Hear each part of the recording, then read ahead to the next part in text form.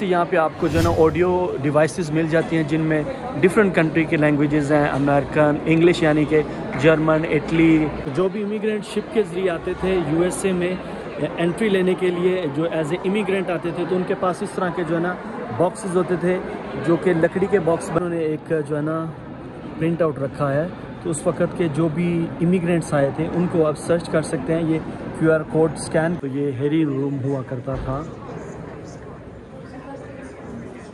जैसे कोट वगैरह होते हैं। ये उस वक़्त की व्हील चेयर है, पूरी ही लकड़ी की बनी हुई है और साइडों पे जो बेसिक से व्हील है वो है। तो ऐसे लोगों को डिटेन किया जाता था टेम्प्रेरी, जो कुछ दिनों के लिए होता था या कुछ वीक्स के लिए। इमिग्रेंट्स आते थे, उनको ज़ाहिर रहने के लिए जगह भी देनी थी, तो ये डॉर्मेट्री रूम्स होते थे, इस तरह के बेड लगे होते थे। एलिस आइलैंड, यहाँ पे भी काफ़ी सारे लोग खड़े हुए हैं। तो अभी चलते हैं एलिस आइलैंड। चलें जी, वेलकम हो गया एलिस आइलैंड पे। यूएसए का फर्स्ट इमिग्रेशन जो फेडरल इमिग्रेशन पॉइंट था वो एलिस आइलैंड पे ये हुआ करता था। 1892 से लेके 1954 तक, 1892 से लेके 1954 तक जो ये एक्टिव फेडरल इमिग्रेशन पॉइंट रहा है। और इसकी हिस्ट्री कुछ ये है कि 1892 में जो बना था वो फर्स्ट था, उसके बाद वो आग लग गई, आग से वो पूरा जल गया, तो फिर इसको दोबारा जो है वो 1895 में बनाया गया। और उस वक्त उसके साथ उन्होंने काफ़ी सारी फैसिलिटीज़ बनाई थी, फिर मेडिकल क्वारंटाइन पॉइंट भी बनाया था। तो ये अंदर म्यूज़ियम भी है, वो पुरानी जो सारी चीज़ें हैं वो वहाँ पे उन्होंने ऑलमोस्ट जो डिस्प्ले की हुई हैं उसको एक्सपीरियंस करते हैं। इससे यहाँ पे आपको जो है ना ऑडियो डिवाइसेस मिल जाती हैं जिनमें डिफरेंट कंट्री के लैंग्वेजेस हैं, अमेरिकन, इंग्लिश यानी कि जर्मन, इटली, चाइनीज़ में भी है, ब्राज़ीलियन में है, मैक्सिको, कोरियन, इवन के हिंदी लैंग्वेज में भी आपको जो ना डिवाइस मिल जाती है। आप वो डिवाइस लगा के ना पूरी जगह को आप एक्सप्लोर कर सकते हो और आप सुन सकते हैं पूरी हिस्ट्री, जो भी हिस्ट्री रही होगी। तो यहाँ से आप डिवाइस ले सकते हैं।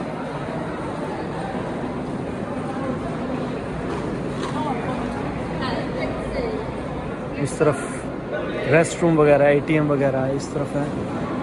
और आप बिलीव करेंगे कि काफ़ी मिलियन जो लोग हैं वो इस आइलैंड से जो है ना इमिग्रेंट हो के जो है ना यूएसए के अंदर एंटर हुए हैं।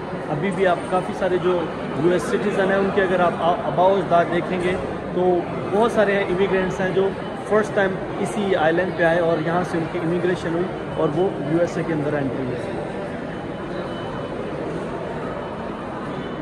जो भी इमिग्रेंट शिप के ज़रिए आते थे यूएसए में एंट्री लेने के लिए, जो एज ए इमिग्रेंट आते थे, तो उनके पास इस तरह के जो है ना बॉक्सेस होते थे जो कि लकड़ी के बॉक्स बने होते थे। मेजॉरिटी जो बॉक्सेस हैं वो लकड़ी के बने होते थे।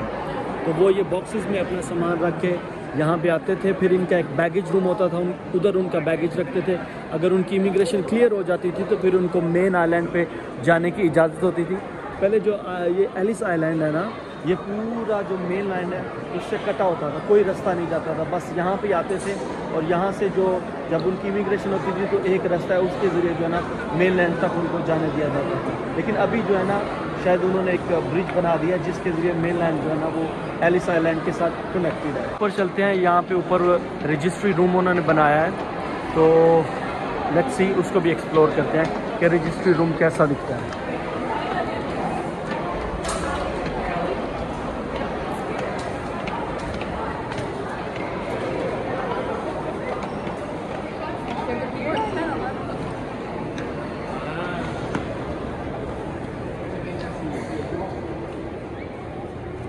ये एक बड़ा सारा हॉल है, यहाँ पे जो भी इमिग्रेंट आते थे उनकी रजिस्ट्रेशन यहाँ पे होती थी। रजिस्ट्रेशन करने के बाद उनकी इमिग्रेशन उनकी अप्रूव या डिसअप्रूव की जाती थी।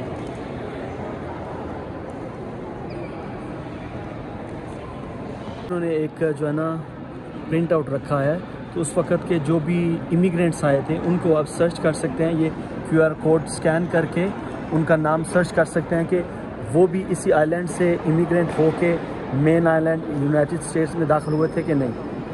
तो इसी तरह उन्होंने ये 3-4 जो है ना वो काउंटर बनाए हैं, उनके ऊपर जो है ना उन इमिग्रेंट्स के नाम लिखे हुए हैं। मैनुअली देखें उस वक्त इस तरह नाम लिखते थे, अभी क्योंकि फ़ोटोकॉपी किया है और इतना क्लियर भी नहीं है, तो QR कोड स्कैन करके आप नाम सर्च कर सकते हैं।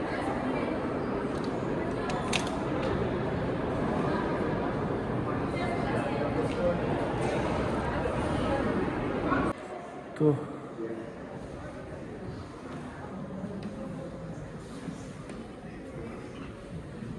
ऐसे जो है ना इमिग्रेंट्स आते थे। ये जूइश इमिग्रेंट्स की फेरी है जो एलिस आइलैंड पे आई थी।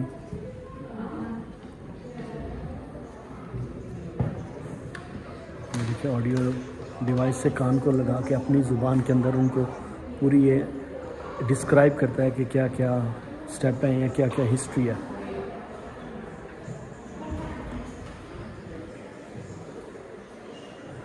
तो ये उस वक़्त के रजिस्ट्री रूम का ऐसा सिनेरियो होता था कि सब लोग ऐसे बैठे अपनी अपनी बारी का इंतज़ार कर रहे हैं।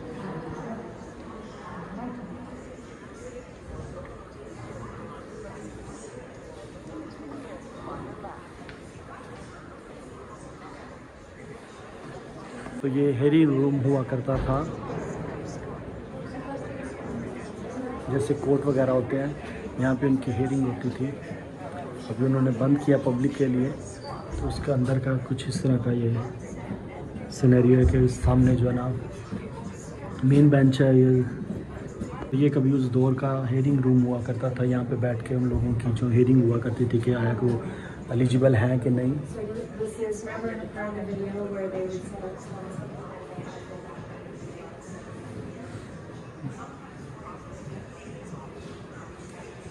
तो ये जो है ना वेस्टर्न यूनियन का टेलीग्राम होता था कि जो बंदे यहाँ पे एलिस आइलैंड पे आते थे वो अपने रिलेटिव्स को न्यू जर्सी के अंदर जो है ना ऐसे टेलीग्राम सेंड करते थे।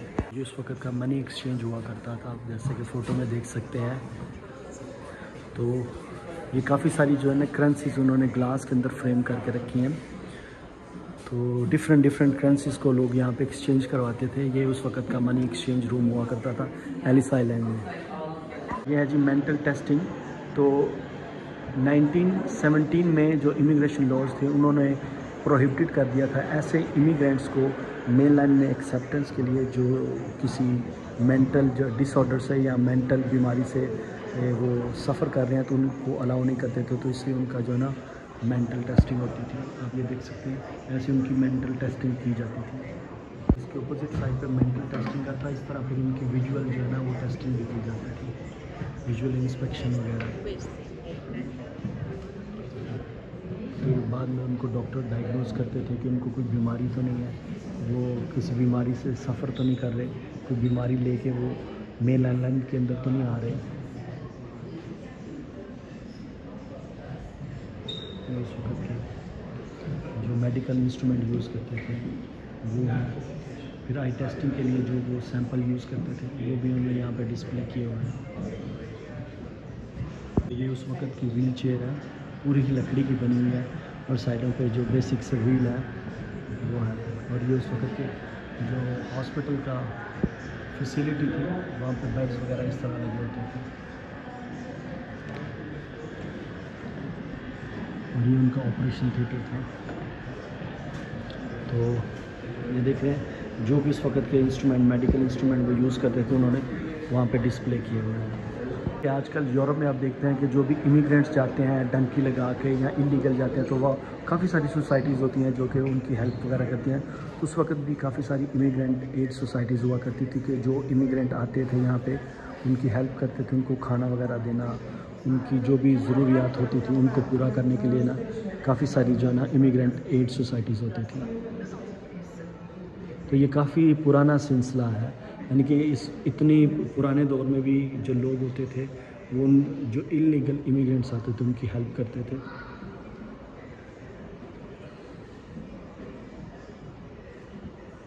सारे जो इमिग्रेंट्स होते थे अगर उनका केस अप्रूव नहीं होता था या उनको परमिशन नहीं मिलती थी मेनलैंड में जाने के लिए, तो उनको इस तरह जो है ना वो टेम्परेरी डिटेन किया जाता था। क्योंकि कुछ लोगों के जो ना फैमिली और फ्रेंड्स वो पैसे भेजते थे, तो वो नेक्स्ट डेस्टिनेशन के लिए ना टिकट परचेज़ करके उनको यहाँ से भेजा जाता था। अपने पार्ट्स ऑफ इमिग्रेशन जो है ना वो डिस्प्ले किया है कि 1880 से 1924 तक मोस्ट ऑफ जो इमिग्रेंट्स थे वो आए थे इंग्लैंड से, आयरलैंड से, जर्मनी से, स्कैंडिनेविया से। और वैसे भी यहाँ फ़ोटो में देख सकते हैं कि सदर्न यूरोप हो गया, eastern Europe, north west Europe हो गया, Asia, West Indies, south America, Mexico और दूसरे जितने भी ममालिक हैं उस वक़्त में, इवन के यूरोप से भी जो लोग थे वो माइग्रेट करके जो है ना वो यूएसए में आते थे। कनाडा से भी जो है ना, तो हम देख सकते हैं कि बहुत सारी कंट्रीज़ के जो लोग थे वो इसी एलिस आइलैंड के ऊपर आके अपनी इमिग्रेशन करवाते थे और फिर मेनलैंड अमेरिका में एंटर होते थे।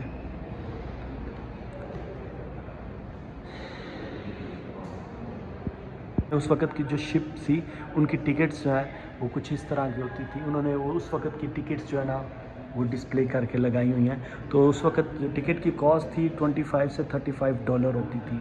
तो मोस्टली जो इमिग्रेंट्स थे उनको टिकट्स भेजते थे, उनके जो रिलेटिव यहाँ पे यूएसए के अंदर होते थे, न्यू जर्सी के अंदर होते थे रिलेटिव, उनके फैमिली मेम्बर्स, तो वो टिकट्स उनको भेजते थे जो कि प्रीपेड टिकट्स होती थी। आप देख सकते हैं इस तरह ऊपर पैसेंजर्स के नाम लिखे होते थे।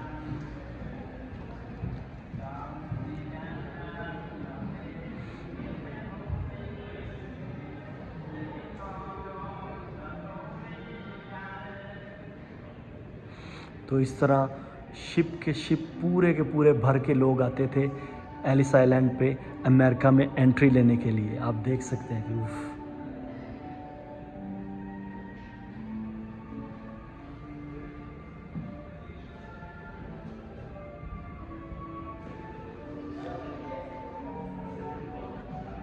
ये देख सकते हैं कि बच्चों के शूज़ हैं। जब वो एलिस आइलैंड पे इमिग्रेशन के लिए आए थे तो उन बच्चों ने इस तरह के जो है ना शूज़ पहने हुए थे। इस म्यूज़ियम को देख के और ये पूरी हिस्ट्री पढ़ के मुझे आज इस चीज़ का अंदाज़ा हुआ है कि अमेरिका अभी से नहीं बल्कि काफ़ी सदियों से ही जो है ना बहुत सारे लोगों की ये ख्वाहिश रही है, बहुत सारे लोगों की ये विश रही है कि वो इमिग्रेशन करके अमेरिका में सेटल हो जाएं, चाहे वो यूरोप से हों, चाहे वो कनाडा से हो या किसी और भी दुनिया के किसी भी ममालिक से हो। तो इस हिस्ट्री को देखते हुए ये बनता है कि बहुत सारे लोगों का जो है ना होम रहा है अमेरिका, बहुत सारे इमिग्रेंट्स का, और मोस्टली जो अमेरिका को आबाद किया है वो इमिग्रेंट्स ने किया है। मेजॉरिटी यहाँ पे लोग जो है ना वो इमिग्रेंट्स ही हैं। इमिग्रेंट्स आते थे, उनको ज़ाहिर रहने के लिए जगह भी देनी थी। तो ये डॉर्मेट्री रूम्स होते थे, इस तरह के बेड लगे होते थे, 3 बेड होते थे ऊपर नीचे, यानी कि इतनी सी स्पेस होती थी, एक यहाँ पे बंदा और एक ऑपोजिट साइड पे, यानी कि ये 3 अगर बेड हैं तो 6 बंदे यहाँ पे सो सकते थे। तो ये उनका डॉर्मेट्री रूम्स होता था। उनको यहाँ पे ये बेसन, गर्म ठंडे पानी के लिए, हाथ मुंह धोने के लिए, और ये वॉशरूम, एक वॉशरूम होता था इतने सारे लोगों के लिए, सिर्फ एक वॉशरूम, ऐसे उन्होंने रूम बना के दिए होते थे। तो ये 3rd फ्लोर है, वो नीचे वाला 2nd फ्लोर है, और इससे एक नीचे जो है वो 1st फ्लोर है। तो यानी कि डिफरेंट जो फ्लोर्स हैं वो डिफरेंट कामों के लिए डेडिकेट थे। जो 3rd फ्लोर है जहाँ पे अभी मैं हूँ, यहाँ पे उनको डोम्स वगैरह, डोमेट्री रूम्स दिए जाते थे उनके रहने के लिए। और जो 2nd वाला फ्लोर है वहाँ पे रजिस्ट्री वगैरह होती थी, और वहाँ पे उनकी मेडिकल फैसिलिटी वगैरह, मेडिकल शायद नीचे था, यहाँ पे बस 2nd फ्लोर पे जो है ना उन्होंने उनकी रजिस्ट्री होता था। और ये रजिस्ट्री हॉल है, यहाँ पे लोग बैठते थे, उनके नाम वगैरह लिखे जाते थे। और 3rd फ्लोर में यहाँ पे उनको रहने के लिए जगह दी जाती थी। तो बस ये 3 ही फ्लोर हैं, यहाँ पे उनका पूरा जो है ना इमिग्रेशन का प्रोसेस वगैरह सारा कुछ इसी तरह होता था। तो बस यही है कुछ घूमने को। और अभी हम दोबारा फेरी लेके मेन आइलैंड पे न्यूयॉर्क को चलते हैं। और चलें, फाइनली इस एलिस आइलैंड का जो म्यूज़ियम है उसको घूम लिया, देख लिया। दोबारा से हम फेरी का वेट करते हैं, फेरी लेके हम दोबारा जाएंगे मेन आइलैंड और अपनी दूसरी जो डेस्टिनेशन है उसको एक्सप्लोर करेंगे। और नेक्स्ट वीडियो में आपको जो है ना उस नेक्स्ट स्पॉट के बारे में बताएंगे कि वो नेक्स्ट स्पॉट कौन सा। ये फेरी आ गई है, फेरी रेडी है। तो लेट्स सी, अभी इधर खड़े होना है कि इधर खड़े होना है, ये देखने वाली बात है। To New York and statue of liberty. तो अगर आपने स्टैचू ऑफ लिबर्टी से न्यूयॉर्क जाना है तो आप उस तरफ जाएंगे, अगर आपने न्यू जर्सी की तरफ जाना है तो आप इस तरफ खड़े होंगे। तो मुझे जाना है न्यूयॉर्क, तो मैं चलता हूँ इस तरफ। सुबह जब मैं आया था ना, जब मैं यहाँ पे टिकट लेके एंट्री के लिए आया था, तो यहाँ पे काफ़ी ज़्यादा लोग थे, काफ़ी ज़्यादा रश था, जगह नहीं मिल रही थी आपको खड़े होने की भी। और अभी देखें कोई भी लोग नहीं है, बिल्कुल खाली है।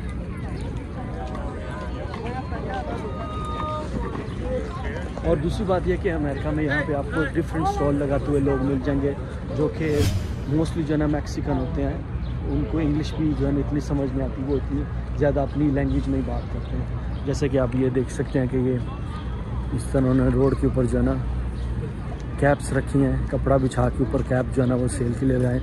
और ये सोवेनियर्स हैं। ब्रुकलिन ब्रिज के ऊपर भी इसी तरह उन्होंने कैप रख के लोग जो है ना बेच रहे थे। तो फाइनली लिबर्टी आइलैंड और एलिस आइलैंड का टूर हुआ ख़त्म। अभी जो नेक्स्ट अट्रैक्शन है वो है 9/11 म्यूज़ियम, जो यहाँ से सिर्फ 3 मिनट की वॉक पे है, वो भी सिटी पास में कवर है। तो नेक्स्ट वीडियो में आपको 9/11 म्यूज़ियम का विज़िट करवाते हैं।